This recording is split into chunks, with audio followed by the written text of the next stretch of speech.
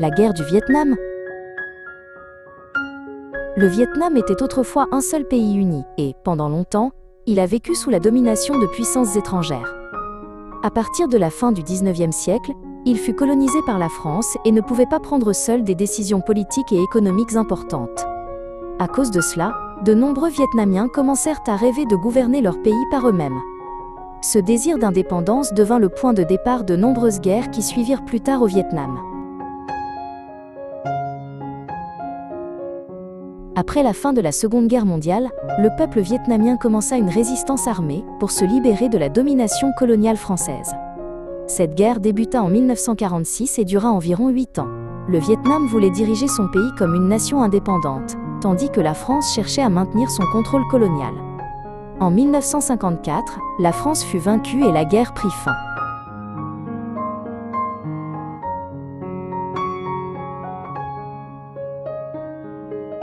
Après la fin de la guerre contre la France, de nombreux pays se réunirent pour discuter de l'avenir du Vietnam. Cette réunion eut lieu à Genève, en Suisse, et un accord international fut conclu pour empêcher de nouveaux conflits. Ainsi, le Vietnam fut divisé en 2 parties, le nord et le sud, le long du 17e parallèle nord.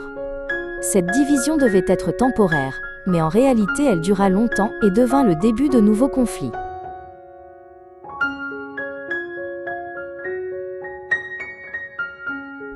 La partie nord devint le Nord-Vietnam, qui choisit un système communiste.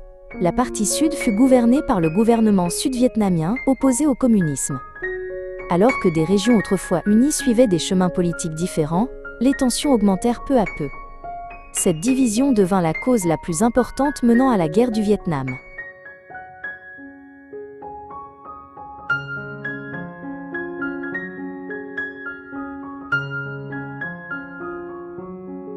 À cette époque, le monde vivait une période de grande tension appelée la guerre froide. Les États-Unis et l'Union soviétique ne s'affrontaient pas directement, mais cherchaient à étendre leur système politique à travers le monde. Les États-Unis pensaient que si un pays devenait communiste, les pays voisins suivraient bientôt.